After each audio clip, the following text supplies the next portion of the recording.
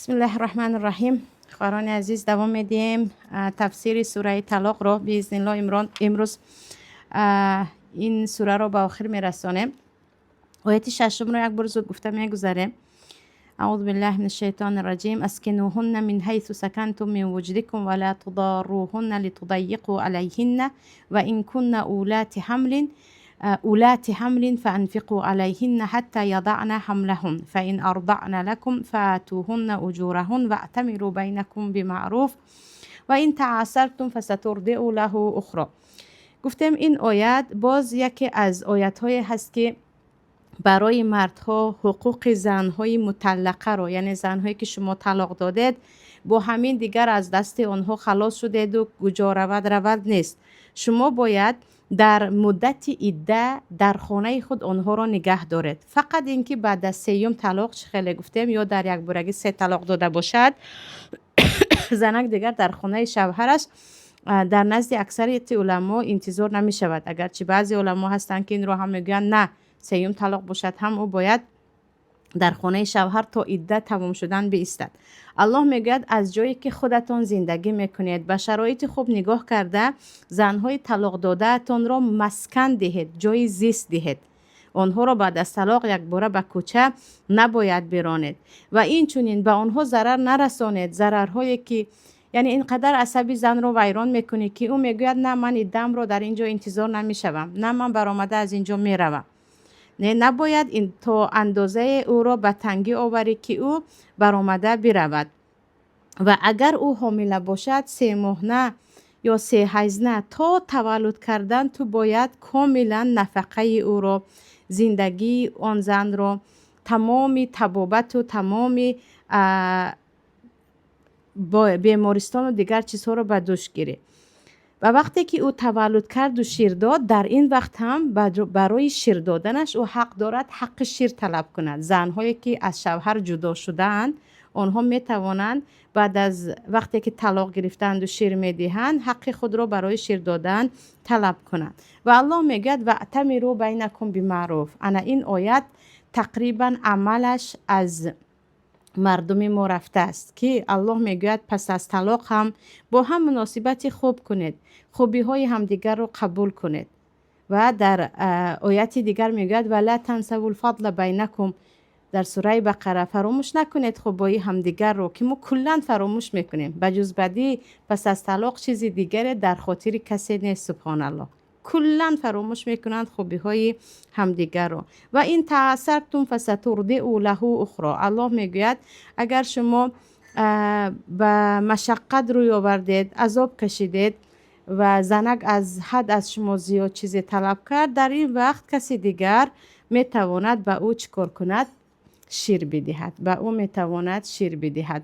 و این بود آیت چندم؟ آیت 6 سوره طلاق. و آیت 7 الله میگوید لینفق ذو سعة من سعته. همین خواهران عزیز، این آیت تمامی سوال هایی که چقدر باید شوهر به زن مهر دهد یا چقدر باید به او خرید کند، مرد تا چه اندازه میتواند شکم فرزندهای خود را سیر کند یا نکند یا شرایط آنها را مهیا کند، همین آیت جواب این همه سوال است. الله میگوید لینفق ذو سعة من سعته. هر کس به شرایط خود نگاه کرده به همسر خود و به فرزند خود خرج کند. یعنی تو بایستی ثروتمند هستی، ثروتمندانه به او باید چیکار کنی؟ خراجات کنی. و ثروتمندانه باید به او البته بدون اسراف به او صرف کنی. و تو اگر کم بغل هستی و زنها هم حق ندارن از شوهر کم بغل خود پول زیاد طلب کنند، مهر زیاد طلب کنند، نفقه زیاد طلب کنند، چون الله میگوید لینفق ذو سعة من سعته. به شرایط خودت نگاه کرده به همسر خود، به فرزندان خود خرج کن. و من قدر علیه رزقه فلینفق مما آتاه الله. هر کسی که او رزقش کمتر است، رزق او را پروردگار به خاطر امتحان کم کرده است، در اینجا از همون چیزی که الله به او داده است نفقه کند، از آن زیاد نه. لا یکلف الله نفسا الا ما آتاها. پروردگار از داده اش زیادتر کسی را به چیز امر نمی کند. چقدر که به تو داد به همان نگاه کرده، خواه کارهای شریعتی باشد خواه نفقه باشد امر میکند. بعد الله بشارت میدهد به کمبغلان، میگوید سیجعل الله بعد عسر یسرا. البته که پروردگار پس از مشکلی های، پس از دشواری های برای شما آسانی می آورد. یعنی ای زنی که شوهر کمبغل داری، گمان نکن که دنیا همیشه این گونه باقی میماند. نه، پروردگار پس از کمبغلی البته تو را ثروتمند میکند. و پیامبر صلی الله علیه و سلم میگویند هر چیزی که در این دنیا بالا شد شأنش این که پایان شود. یعنی بعضی بایها هستند که حتما کمبغل می شود. الله هست که او خافض و رافع است، پایان کننده و بالا کننده.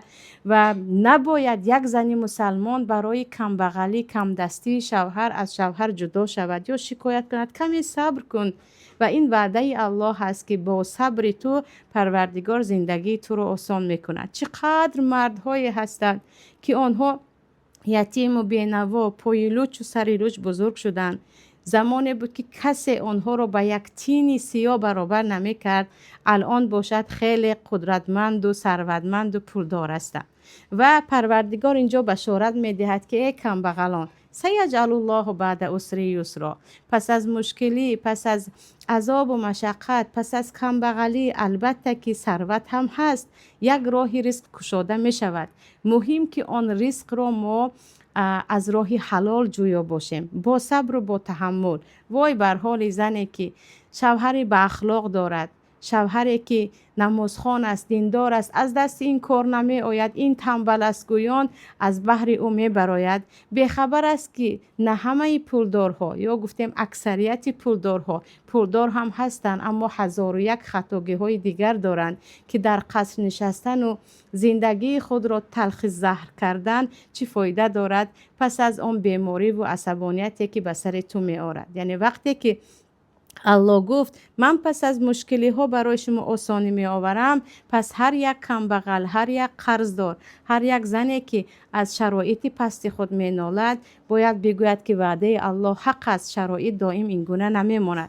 اما ما امروز مشکلی کلان داریم خواهران عزیز. مشکلی همون این است که با این همه بانک ها که گویا که خود را دوستان ما می گیرند، با این همه قرض های پرسنتی و ربوی می رویم به خانگی خود را زود با خانه خریدن از طریق ایپوتک یا نبوده های خود را با خریدن از طریق کردیت خود را به بوی ثروتمندان مانند میکنیم، در حالی که بجز کثافتی، بجز کمبغلی، بجز درد و بجز ندامت اینها به ما چیز دیگری نمی آورد. خوش به حال آنی که میگوید من صبر میکنم و یقین دارم وعده الله حق است. پس از این مشکلی ها آسانی می آید، با کمترین سبب پروردگار کشایش می دهد. و اینجا چی است؟ الله میگوید به شرایط نگاه کرده نفقه کن. این در همه چیز باید باشد، در پوشیدن، در خوردن، در توی کردن، در تمام صرف و خراجات یا به گفتی روزها رسخودهایی که شما دارید همش باید به درآمد خود نگاه کرده باشد. نباید از درآمد خود زیادتر خرج کنیم که انا در اینجا هم اسرافکار می شویم و هم خلاف آن آیت می شود. و در پس از اینکه پروردگار مسئله طلاق رو به ما بیان کرد و چقدر طلاق چیزی مهم بودن و باز میگویم دانستنش فرض بودن برای هر یک نفر رو بیان کرد که ما اگر همان گونه که شریعت طلاق رو به ما آموخته است آموزیم، نه یگان مرد پشیمان می شود، نه یگان زن در کوچه می ماند، نه یگان فرزند به پدر و به مادر می ماند. پس از این آیت ها رو پروردگار به ما بیان کردن برای ما کسانی که امر پروردگار رو نادیده میگیرند، باز از پای گفته خود کرده خود هستند، جزایشان چی است میگوید. الله میگوید و کأی من قریة عتت عن امر ربها و رسوله فحاسبناها حسابا شدیدا و عذبناها عذابا نکرا. چقدر شهرهای بودند، چقدر دهه‌های بودند، وقتی آنها گفته پروردگار خود را اجرا نکردند و از پی هوا و هوس و گفته های خود رفتند و گفته پروردگار و پیامبر او را نادیده گرفتن، ما آنها رو خیلی سخت حساب و کتاب کرده و برای آنها خیلی عذاب سخت رو فرستادیم و خیلی به آنها عذاب‌های دردناک رو فرستادیم و شما می‌دانید که عذاب‌های هر یک امت از غرق شدن و از به حیوان تبدیل شدن و از آتش و از چیزهای دیگر بود. یک لحظه.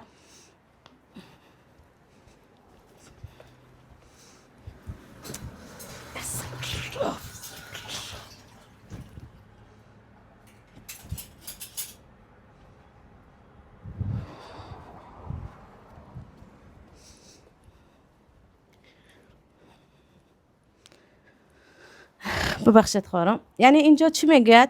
پروردگار میگوید یعنی شهرهای بودن، مردم بودن که آنها گمان کردن چی کار خواهند میکنن، چی کار خواهند طلاق میدهند، چی کار خواهند در مسئله طلاق میکنن، چی کار خواهند در مسئله نکاح انجام میدهند و هیچ نه به گفته پیامبر خود عمل کردن نه به گفته پروردگار.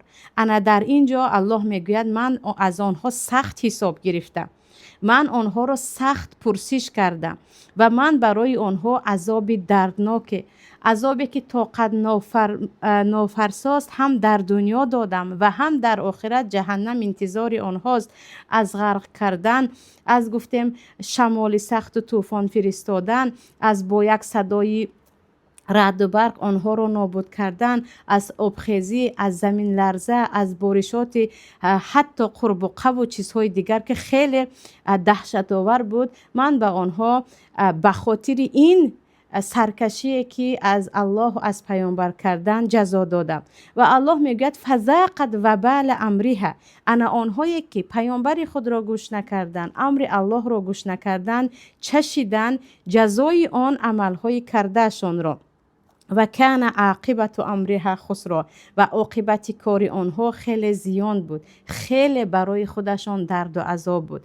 و الله در دوامش میگوید اعد الله لهم عذابا شدیدا، این برای آنها کافی نیست. نابود شدن آنها در دنیا، به بلا گرفتار شدن آنها در دنیا کافی نیست. اعد الله لهم عذابا شدیدا، برای آنها من باز عذاب سخت را آماده ساختم. فاتقوا الله یا اولی الالباب الذین آمنوا، پس شما ای صاحب عقلان، ای آنهایی که عقل دارید، فراست دارید و مؤمن هستید، شما هم از الله بترسید. به یاد آورید آن امتها را، آنهایی که به خاطر سرکشی به این بلاها گرفتار شدند. شما از الله بترسید که یکی بالای شما هم این گونه عذاب نآید. و همینجا خواهران عزیز شما دقت بدهید به یا اولی الالباب گفتن الله که هر کس نمیتواند از گذشته خود عبرت گیرد. الله گذشته را به ما الان نقل کرد، یعنی نابود کردن امتها با عذابهای سخت و گرفتاری. به خاطر چی؟ به خاطر آن که نه در طلاق و نه در نکاح نه در امور زندگی آنها پروای گفته الله و پیامبر را نداشتند. الله گفت ببینید من با آنها چیکار کردم، یکی با شما هم این چیز می شود. برای همین ای صاحبان عقل مؤمن، یعنی اگر عقل داشته باشی و مسلمان استی فایده ندارد. اگر مسلمانی بی عقل استی باز یک جاهلی است که از تو فقط مردم اذیت میکشند و تو از شنیده هایت هیچ درسی نمیگیری. مؤمن باید با عقل باشد، عقل خود را صیقل دهد که ما درباره عقل و درباره نابود کننده های عقل در درس اخلاق گفته گذشته بودیم.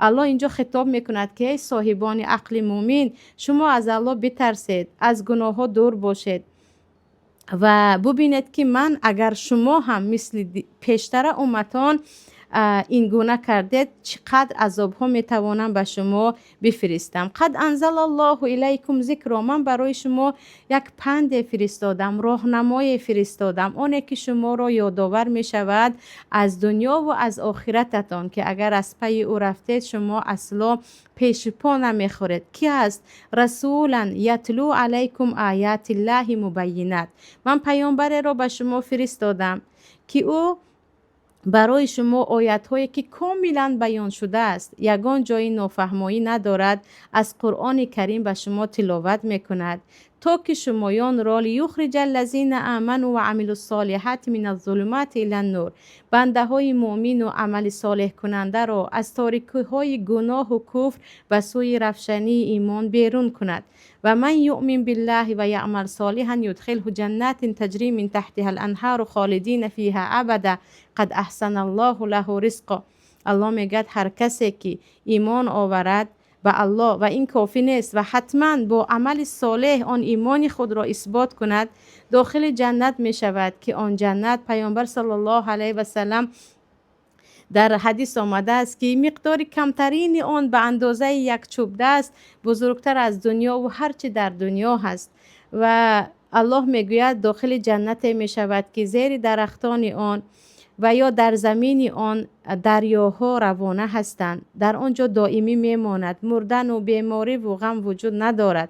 قد احسن الله له رزقا، الله به او بهترین رزق را داده است. و اینجا خواهران عزیز، وقتی الله برای ما یادآور می شود از شهرها یا گفتیم از آدمای پیشتره که به گناه دست زدند و چقدر الله بالای آنها عذاب فرستاد، الان هم ببینید کدام دولتی که مشغول شرک و کفر و بیناموسی هست و او نگفته الله را نگفته پیامبر را انجام میدهد، ببینید در کدام حالت است. میگویم نه خیلی پیشرفته هستند، نه با اون پیشرفتگیشون که نه زنی و نه مردی مانده است، نه پدری و نه مادری، هر یک سیوم نفر حتما مواد مخدر استعمال میکند، هر یک دهم نفر میخواهد خود را کشد، هر یک کودکی که الکی به 15 و به 14 میرسد دیگر طاقت دیدن پدر و مادر ندارد. این بدبختی دنیا هست، بدبختی دنیا و گرفتاری دنیا هست که یگان کافر دشمنی الله و دشمنی پیامبر نه در این دنیا آرامش دارد نه در آخرت. این مؤمنان هستند که با ایمان خود، با یقین خود، با زندگی پاکیزه خود که با گفت الله و پیامبر میروند، هم در دنیا آرامش دارند و هم در آخرت. و الله درباره آنهایی که در دنیا با گفته الله و پیامبر زندگی کردن مژده میدهد در سوره اعراف. الله میگوید ولو ان اهل القرى آمنوا واتقوا لفتحنا علیهم برکات من السماء والارض. اگر اهل یک دهه یا اهل یک شهر همگی ایمان بیاورند، تقوا را پیشه گیرند، از گناه دور شوند، من برای آنها برکت های آسمان و زمین را میکشایم. یعنی شما میخواهید زندگی خوب داشته باشید، حیاتی با برکت داشته باشید، سرخم نباشید، غمی روزی نخورید. الله وعده میدهد شما اگر ایمان آوردید و تقوا را پیشه کردید، من خود برای شما برکت زمین و آسمان را میکشایم. و شما میدانید که با کشادن یک برکات زمین، چه از نفت باشد، چه از طلا باشد، چه از چیز دیگر باشد یا سبزه و میوه‌جات باشد، چقدر انسان از انسان دیگر بی‌نیاز می شود. این مشکلی ما هست که رزق خود را در دست کافر می دیدیم یا گفتیم رزق خود را در دست خودمان دیدیم و فراموش کردیم که دروازه اساسی رزق و آرامی این ایمان به الله و عمل صالح انجام دادن و از گناه دور بودن هست. در دوامش الله میگه در آخرین آیت الله الذي خلق 7 سماوات ومن الأرض مثلهن يتنزل الأمر بينهن لتعلموا أن الله على كل شيء قدير وأن الله قد أحاط بكل شيء علما. الله همان ذات هست، همان معبود و خدای هست که آفریده است 7 طبقه آسمان را که بشریت تا امروز به یک طبقه آن هم برآمده نتوانستند. پیامبر صلی الله علیه و سلم بودند که در شب معراج آن همه مسافه 500 ساله یا دورتر از آن را در یک شب همش رو طی کرده بودند. الله میگوید من 7 طبقه آسمان آفریدم و از زمین هم همین گونه. بعضی علما میگن 7 طبقه آسمان در زمین درون بر درون در خود یک کره زمینی ما هست. بعضی از علما میگن نه، همان سیاره هایی که مثلا زحل و مریخ و اینها در اطراف آفتاب میچرخند 7 زمین آنها هستند. الله میگن من 7 طبقه آسمان و 7 طبقه زمین را آفریدم و امر من یعنی اون چیزی که من مقدر کردم، حکم من بین این زمین و آسمان ها پایان می‌فراید. معنیش چی است؟ الله میگوید فکر نکن که این همه آسمان و زمین آفریده شده است و به حالش مانده است. نه، این من هستم که آن را حاکمیت میکنم. این قدرت من است، این حکم من است که بالای اینها روان است. یگان برگ درخت به اجازه من نمی جنبد، یگان کسی به اجازه من از جایش یک قدم نمی ماند. حکم من بالای تمام مخلوقاتم جاری هست. لتعلموا ان الله علی کل شیء قدیر، تا که شما بدانید چقدر الله شما قدرت دارد و او به همه چیز قادر است. او به همه چیز قادر است. این ما هستیم که ضعیفی ایمانمان اجازه نمی دهد بگوییم که الله به همه چیز قادر است و هیچ چیزی نیست که نشدنی باشد. و ان الله قد احاط بكل شیء علما، الله با همین آیت سوره را تمام میکند که بدانید هر کاری که شما میکنید علم الله آن را احاطه کرده است. هر طلاقی که میدهید، هر اذیتی که همدیگر را میکنید، هر نفقه که به یکدیگر میدهید، هر نکاح پنهانی، هر طلاقی که در یک بارگی 30,000 چیز دیگر میگوید، الله از همه این با خبر است. از الله بترسید و همان گونه که الله برای شما نشان داد و راهنمایی کرد همان گونه باید زندگی شما باشد. و چه خیلی در اول سوره طلاق گفته بودیم خواهران عزیز، اگر مردها و زنها بر این سوره عمل میکردن چقدر الان مشکلی جامعه، چقدر بدبینی، سحر و جادو، دعای بد، از پشت همدیگر به یکدیگر سنگ زدن و بمب افکندن و حقارت کردن کم میشد. ولی این ضعف ایمان یا گفتیم جهل مردم است که خبری از طلاق ندارند. پس از اینکه زنها مجبور کنان از شوهر خود طلاق گرفتن، یا پس از آن که مرد من عصبی هستم گویان 100,000 طلاق داد، بعدا نزد یگان اهل علم می روند که به من فتوا یاب کاش پیش از این خودت از مسئله طلاق با خبر می شدی، کاش حتی پیش از نکاح دخترکای شوهر نکرده و جوانهای زن نگرفته همان گونه ای که از پی چگونه خود را در یک شب آرا دادن و به مردم خود را نشان دادن هستند، یک بار مسئله های نکاح و طلاق را می دیدن. و ای کاش خواهران عزیز در جامعه امروزه ما، چه در مسجد باشد، چه در دانشگاه باشد، چه در صنف 11 مکتب باشد، و جای این و آن را تعریف کردن و شعرخوانی کردن و راست ایستادن و تعظیم کردن به دخترکان و به جوانها احکام نکاح و طلاق را یاد میدادند که این همه خانه ویرانی نمیشد. شما دیده ایستادید اکثریت خودکشی ها به خاطر طلاق است، اکثریت همدیگر را رسوا کردن و شرمنده کردن به خاطر طلاق است، یا به خاطر نکاحی است که شریعت از آن نکاح خیلی دور است و مردم آن را به گردن اسلام می اندازند. پروردگار عمل کننده گرداند به آیت هایی که با هم خواندیم و صحت و سلامت باشیم. ان شاء الله سوره تغابن را درس دیگر با هم میگیریم.